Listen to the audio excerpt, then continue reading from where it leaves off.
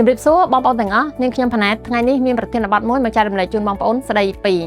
ការដាក់ឲ្យប្រើប្រាស់កម្មវិធី Chatbot ពន្ធដារហៅថាបូរមី GDT Chatbot Call បូរមីសូមជម្រាបជូនដំណឹងដល់អ្នកចាប់ពន្ធនិងសាធារណជនឲ្យបានជ្រាបថាជាផ្នែកមួយនៃការបន្តដំណើរការតម្រង់ធ្វើទំនើបកម្មរដ្ឋបាលសារពើពន្ធឥតឈប់ឈរជាបន្តបន្ទាប់និងដោយប្រកាន់ខ្ជាប់នៅជំហរនិងស្មារតីបុរិយសកម្ម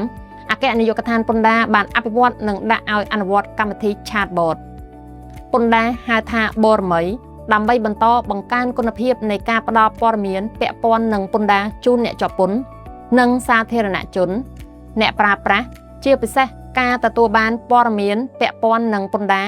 ឲ្យកាន់តែមានប្រសិទ្ធភាពស័ក្តិសិទ្ធិភាពនិង